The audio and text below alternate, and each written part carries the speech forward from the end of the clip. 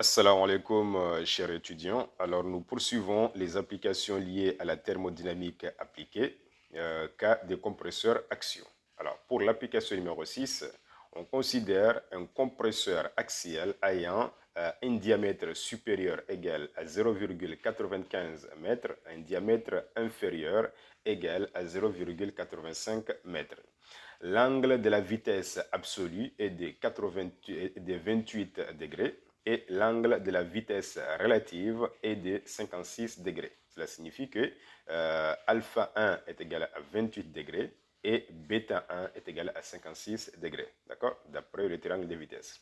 À la sortie, l'angle de la vitesse absolue vaut une valeur de 56 degrés, c'est-à-dire le alpha 2 est égal à 56, et l'angle de la vitesse relative est de 28 degrés. Alors, le nombre de rotations du rotor vaut 5000 tours par minute. C'est la fréquence de rotation du rotor. Hein. Et la densité de l'air, n'est-ce pas, est donnée à une valeur de 1,2 kg par mètre cube. Alors, la question ou bien les questions demandées ici, c'est de déterminer, dans un premier temps, la vitesse axiale, d'accord? Donc, deuxième question, le débit massique du fluide qui est l'air. Troisième question, calculer la puissance requise par le rotor. Quatrième question, calculer les angles au diamètre inférieur. Parce que nous, on va d'abord étudier dans le cas où, en supposant que ces angles-là sont évalués en fait au diamètre supérieur. Et là, donc, on va chercher par la suite ces angles aussi au diamètre inférieur, qui est de 0,85 m. Alors, autre question, c'est de calculer le degré de réaction au diamètre moyen, n'est-ce pas? Au diamètre moyen, donc par rapport aux angles donc, calculés au diamètre inférieur. Hein. Question numéro 1, c'est de calculer la vitesse axiale, d'accord, à l'entrée du rotor, comme à la sortie du rotor. Comme vous avez un compresseur axial, nous avons déjà dit que la vitesse donc, axiale à l'entrée est égale à la vitesse axiale à la sortie. C'est clair, non? Très bien. Alors, rappelons tout d'abord ici le triangle de vitesse. Nous l'avons ici.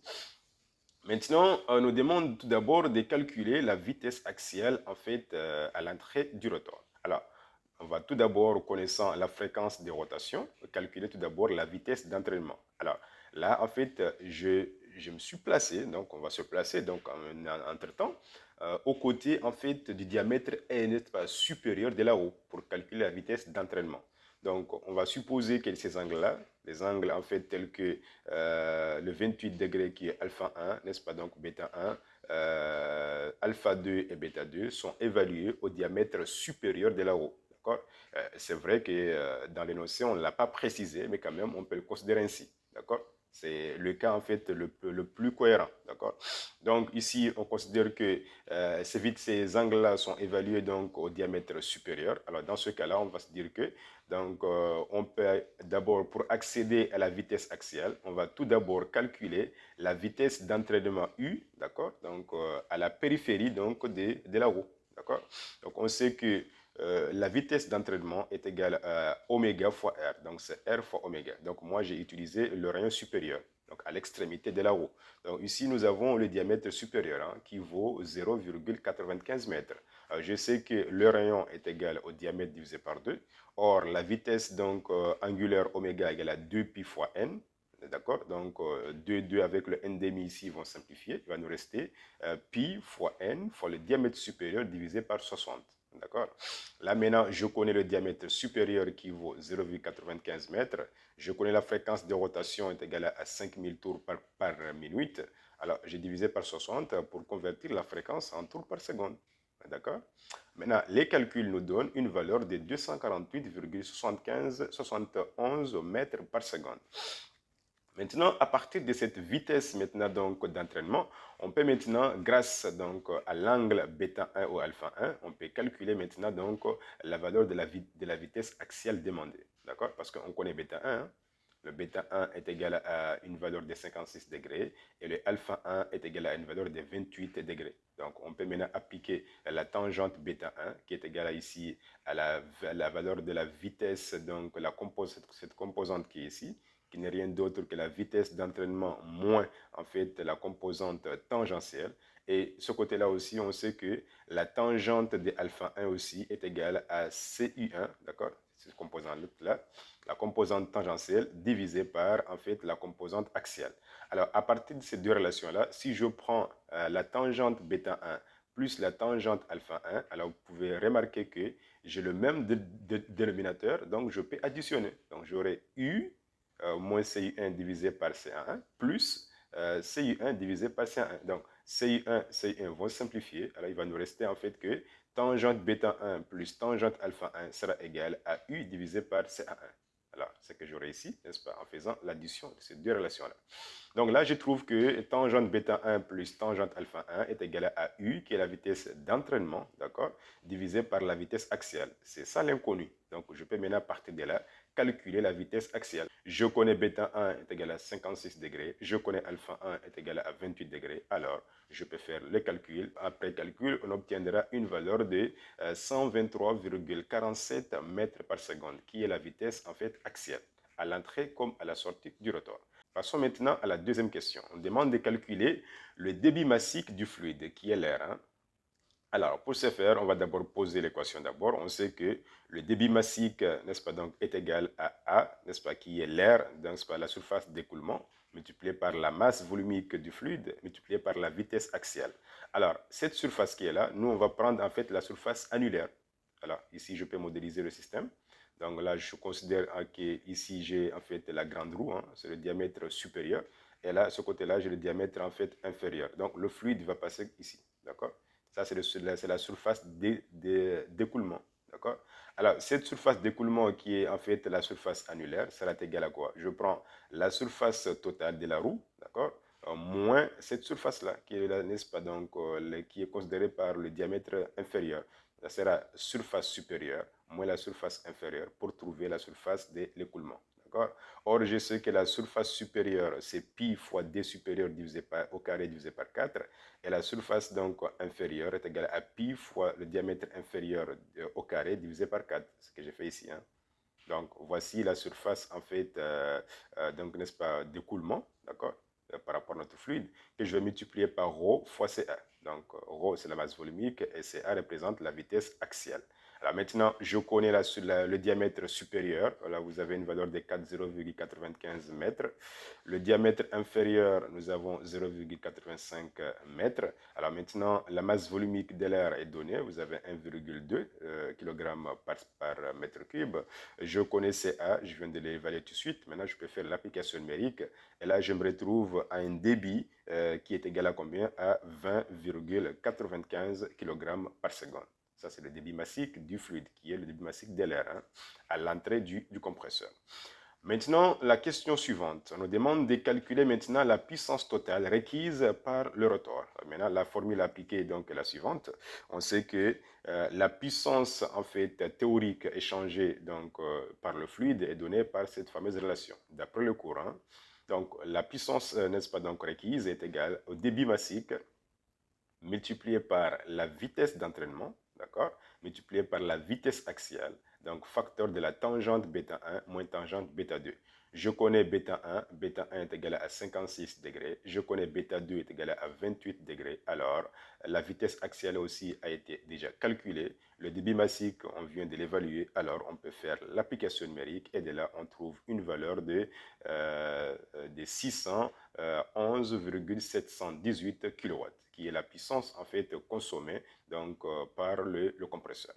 Alors maintenant, la question suivante nous demande de calculer maintenant les angles au diamètre inférieur. Donc maintenant, pour ce faire, il faut comprendre que pour calculer ces angles-là, on doit tout d'abord calculer, si vous voulez, les différents paramètres en fait à l'entrée du rotor, n'est-ce pas? Donc en utilisant le diamètre supérieur et le diamètre inférieur. On évalue tout d'abord la vitesse tangentielle à l'entrée du rotor. Pour obtenir en fait la composante tangentielle en fait de la vitesse à l'entrée du rotor, je peux appliquer en fait la tangente alpha 1.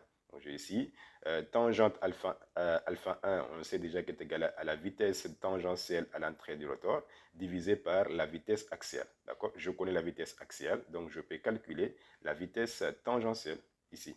n'est-ce pas, le CI1. Donc là, j'obtiens que CI1 est égal à CA1 multiplié par la tangente alpha 1. Dès là, maintenant, je peux faire les calculs pour obtenir la vitesse tangentielle. Alors, deuxième cas à faire maintenant, il faut regarder par rapport à l'équation de conservation. Alors, la valeur qui est constante ici, c'est que le produit entre la vitesse tangentielle multipliée par le rayon à la périphérie est une constante. Je peux dire que la vitesse donc tangentielle à l'entrée, CU1 en fait inférieur, multiplié par le rayon inférieur est égal à CU1, d'accord, CU1 supérieur, d'accord, côté supérieur ici, multiplié par le rayon supérieur.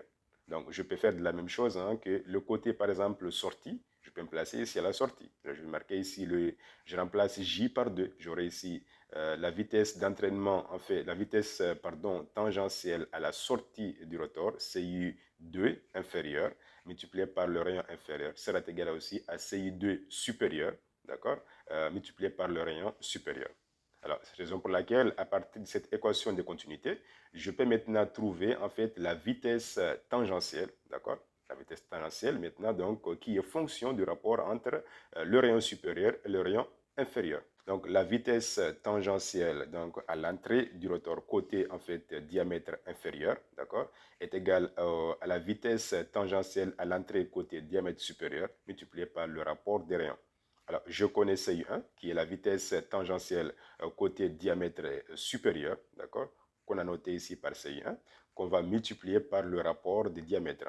Donc, les calculs nous donnent une valeur de 73,373 mètres par seconde.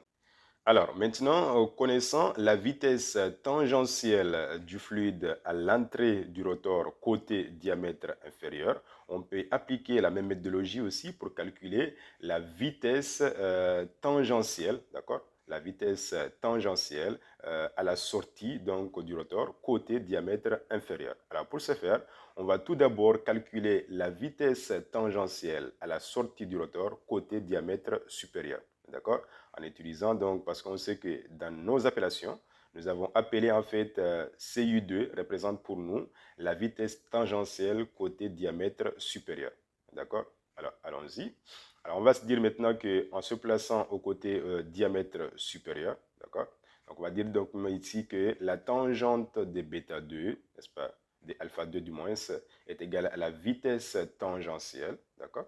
Vitesse tangentielle, divisé par, en fait, la vitesse axiale. Et de là, on peut trouver la vitesse tangentielle. Donc, la vitesse tangentielle est égale à la vitesse axiale multipliée par alpha 2.